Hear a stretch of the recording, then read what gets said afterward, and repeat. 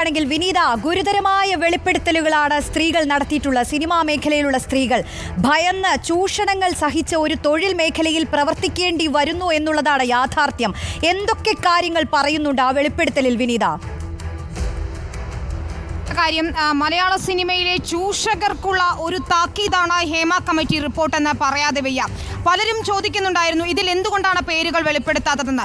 സ്വകാര്യതയെ ബാധിക്കുന്ന വിഷയമായതുകൊണ്ട് തന്നെയാണ് പേരുകൾ വെളിപ്പെടുത്താതെ പോയത്. പക്ഷേ മലയാള സിനിമയിൽ ചൂഷണത്തിനിരയാകുന്നവരുടെ ശബ്ദമായി അല്ലെങ്കിൽ ഒരു ചരിത്ര രേഖയായി മാറുകയാണ് ഹേമ കമ്മിറ്റി റിപ്പോർട്ട് എന്നതിൽ യാതൊരു തർക്കവുമില്ല. ഇതിൽ നടി ശാരദ, കമ്മിറ്റി അംഗമായ നടി ശാരദ പറയുന്ന പ്രധാനപ്പെട്ട ഒരു കാര്യമുണ്ട്: അഡ്ജസ്റ്റ്മെന്റ്, കോംപ്രമൈസ്. മലയാള സിനിമയിൽ നമുക്കറിയാം ഏറെക്കാലമായി കേൾക്കുന്ന രണ്ട് വാക്കുകളാണ്. ആ വാക്കുകൾ തന്നെയാണ് ഈ സിനിമാ മേഖലയിൽ എത്തുന്ന സ്ത്രീകൾ ആദ്യം കേൾക്കുന്നത് എന്ന് തന്നെയാണ് ശാരദ പറയുന്നത്. ഹേമ കമ്മിറ്റിയിൽ വളരെ വ്യക്തമായി പറയുന്നു, ഹേമ കമ്മിറ്റി റിപ്പോർട്ടിൽ കാസ്റ്റിംഗ് കൗച്ച് ഉണ്ട് മലയാള സിനിമയിൽ എന്നതാണ്. അതായത് അവസരം ലഭിക്കുന്നതിന് വേണ്ടി സ്ത്രീകൾക്ക് പല അഡ്ജസ്റ്റ്മെന്റിനും വഴങ്ങേണ്ടി വരുന്നു. ലൈംഗിക ചൂഷണത്തിന് അവർ ഇരയാകുന്നു എന്നതാണ്. ഇത് പല വിധത്തിലുണ്ട്. അവസരം നൽകാമെന്ന് പറഞ്ഞ് വാഗ്ദാനം ചെയ്ത് പറ്റിച്ചുകൊണ്ട് നടത്തുന്നു. ഒപ്പം അവസരം നൽകുന്നതിന് വേണ്ടി അല്ലെങ്കിൽ കൂടുതൽ അവസരങ്ങൾ നൽകുന്നതിന് വേണ്ടി സിനിമയിൽ പ്രധാനപ്പെട്ട റോൾ ലഭിക്കുന്നതിന് വേണ്ടിയൊക്കെ തന്നെ നിർമ്മാതാക്കൾ, സംവിധായകർ ഉൾപ്പെടെയുള്ളവർ ഇത്തരത്തിൽ ചൂഷണത്തിന് ഇരയാക്കുന്നുണ്ട്. നിർമ്മാതാക്കളും സംവിധായകരും മാത്രമല്ല, പ്രൊഡക്ഷൻ കൺട്രോളർമാർ വരെ ഇത്തരത്തിൽ ചൂഷണത്തിന് ഇരയാക്കുന്നു എന്നാണ് ഹേമ കമ്മിറ്റി റിപ്പോർട്ടിൽ തെളിവുകൾ, വാട്സപ്പ് ചാറ്റുകൾ ഒക്കെ തന്നെ ഹാജരാക്കിക്കൊണ്ട് ഹേമ കമ്മിറ്റി റിപ്പോർട്ടിൽ വ്യക്തമായി തന്നെ പറയുന്നത്. ഈ പീഡനം പലതരത്തിൽ പല സെറ്റുകളിലായി നേരിടേണ്ടി വന്ന പല താരങ്ങളുടെയും മൊഴി രേഖപ്പെടുത്തിയിട്ടുണ്ട് എന്ന് തന്നെയാണ് അവർ പറയുന്നത്. ഏറ്റവും ദുഃഖകരമായ കാര്യമായി ഒരു നടിയുടെ മൊഴിയിൽ പറയുന്നത്, പീഡനം നേരിട്ടതിൻ്റെ തൊട്ടടുത്ത ദിവസം തന്നെ, അതായത് അതിൻ്റെ ആഘാതം വിട്ടുമാറുന്നതിന് മുൻപ് തന്നെ അതേ പുരുഷനുമായി ദമ്പതികളായി ഒരു സിനിമയിൽ അഭിനയിക്കേണ്ടി വന്നു എന്നതാണ്. അതിൽ കെട്ടിപ്പിടിക്കേണ്ട ഒരു സീൻ ഉണ്ടായിരുന്നു. ഇത് ഭീകരമായ ഒരു അനുഭവമായിരുന്നു എന്നാണ് ആ നടി നൽകിയിരിക്കുന്ന മൊഴിയിൽ പറയുന്നത്. അതായത് അവർ ഒട്ടും കംഫർട്ടബിൾ ആയിരുന്നില്ല. എങ്ങനെ അഭിനയിക്കണമെന്നവർക്ക് ആകെ വിഷമകരമായ ഒരു അവസ്ഥയിലായിരുന്നു. ഈ ചിത്രീകരണത്തിനിടയിൽ തന്നെ ഉപദ്രവിച്ചയാളോടുള്ള വെറുപ്പും ദേഷ്യവും ഒക്കെ തന്നെയായിരുന്നു മുഖത്ത് പ്രകടമായത്. അപ്പോൾ ആ ഷോട്ടിന് പകരം 17 റീടേക്കുകൾ എടുക്കേണ്ടി വന്നു ആ ഷോട്ട് പൂർത്തിയാക്കുന്നതിന് വേണ്ടിയാണ്. അത്തരത്തിൽ പീഡനം നേരിട്ടതിൻ്റെ ഷോക്ക് വിട്ടുമാറുന്നതിന് മുൻപ് തന്നെ തൊഴിലിടത്തിൽ അവർ അതിഭീകരമായ മാനസിക പീഡനത്തിനും ഇരയായി എന്നുള്ളതാണ്. ഇനി ജൂനിയർ ആർട്ടിസ്റ്റുകളുടെ അവസ്ഥയെക്കുറിച്ച് പറയുന്നുണ്ട്.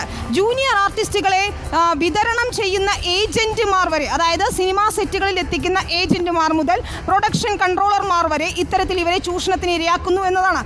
ഇവർക്ക് മതിയായ വേതനം നൽകുന്നില്ല. അതിനൊപ്പം തന്നെയാണ് ഇത്തരത്തിൽ ചൂഷണത്തിന് ഇരയാകുന്നത് എന്ന് പോലും പറയുന്നു. പ്രായപൂർത്തിയാകാത്തവർ പോലും ഇത്തരത്തിൽ ചൂഷണത്തിന് ഇരയാകുന്നു എന്നാണ് ഈ റിപ്പോർട്ടിൽ വളരെ വ്യക്തമായി പറയുന്നത്.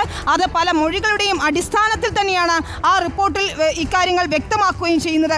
ഇതിൽ മറ്റൊരു പ്രധാനപ്പെട്ട കാര്യം, സ്ത്രീകൾക്ക് അല്ലെങ്കിൽ അഭിനേതാക്കളായ നടികൾക്ക് സിനിമാ സെറ്റുകളിൽ ഒറ്റയ്ക്ക് പോകാൻ ഭയമാണ് എന്നുള്ളതാണ്.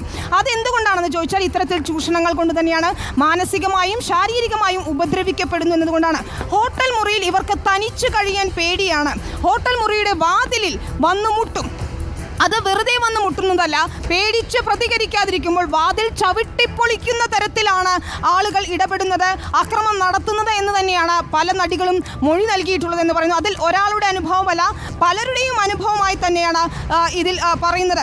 മറ്റൊരു പ്രധാനപ്പെട്ട ദുരവസ്ഥ എന്ന് പറയുന്നത്, ഒരു ശുചിമുറി സൗകര്യം പോലും പലർക്കും ലഭിക്കുന്നില്ല എന്നതാണ്. നമുക്കറിയാം പ്രമുഖ താരങ്ങൾക്കൊക്കെ തന്നെ കാരവാൻ സൗകര്യം ഉണ്ടാകും. എന്നാൽ പ്രമുഖ താരങ്ങൾക്ക് തൊട്ടു താഴെ നിൽക്കുന്നവർക്കോ അല്ലെങ്കിൽ ജൂനിയർ ആർട്ടിസ്റ്റുകളായി എത്തുന്നവർക്കോ മൂത്രമൊഴിക്കാനുള്ള സൗകര്യം പോലും സെറ്റുകളിൽ ഉണ്ടാകുന്നില്ല എന്നതാണ്. പ്രത്യേകിച്ച് ആർത്തവ സമയത്തൊക്കെയും പാഡ് മാറ്റാൻ പോലും കഴിയാതെ സ്ത്രീകൾ ബുദ്ധിമുട്ട് അനുഭവിക്കുന്നു പല സെറ്റുകളിലും എന്നാണ് പറയുന്നത്. ഈ വസ്ത്രം മാറുന്നതിന് വേണ്ടി ഒരു സൗകര്യവും, കാരവാൻ സൗകര്യം ഇല്ലാത്തത് കൊണ്ട് തന്നെ പല ഔട്ട്ഡോർ ഷൂട്ടിങ്ങിൻ്റെ സമയത്തും സ്ത്രീകൾ വലിയ ബുദ്ധിമുട്ട് അനുഭവിക്കുകയാണ്.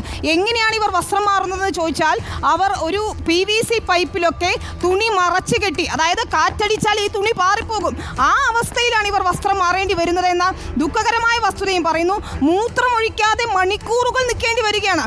അതുകൊണ്ട് പലർക്കും മൂത്രാശയ സംബന്ധമായ അസുഖങ്ങൾ പോലും പിടിപെട്ടിട്ടുണ്ടെന്ന് ഈ കൃത്യമായ മെഡിക്കൽ രേഖകൾ ഉൾപ്പെടെ ഹാജരാക്കിക്കൊണ്ടാണ് ഇവർ പറയുന്നത്. ഇനി എന്തുകൊണ്ട് ഇവർ ഇതിൽ പരാതിപ്പെടുന്നില്ല എന്നതാണ്. പരാതിപ്പെട്ട ഒരാൾക്ക് സംഭവിക്കുന്നത് എന്താണ് എന്നാണ്. പരാതിപ്പെട്ട ആളുകൾക്ക് സിനിമയിൽ തൊഴിൽ നിഷേധിക്കപ്പെടുകയാണ് എന്നതാണ്. ഇതിൽ WCC അംഗങ്ങൾക്ക് പോലും WCCയിൽ അംഗത്വം എടുത്തു എന്നതിൻ്റെ പേരിൽ മാത്രം അവസരങ്ങൾ നിഷേധിച്ചു. അത്തരത്തിൽ പലരും ദുരനുഭവങ്ങൾ പങ്കുവച്ചു എന്നാണ് ഹേമ കമ്മിറ്റി റിപ്പോർട്ടിൽ കൃത്യമായി തന്നെ പറയുന്നത്.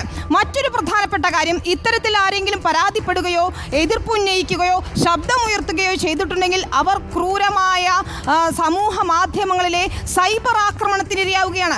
ഇവരുടെ ഫോട്ടോ പങ്കുവെച്ചുകൊണ്ട് ഫാൻസ് അസോസിയേഷനുകളായാലും അല്ലെങ്കിൽ ഇത്തരക്കാരുടെ സിൽബന്ധികളായാലും ഇവരുടെ ഫോട്ടോ ദൃശ്യങ്ങളൊക്കെ തന്നെ മോർഫ് ചെയ്ത് പ്രചരിപ്പിക്കുകയാണ്.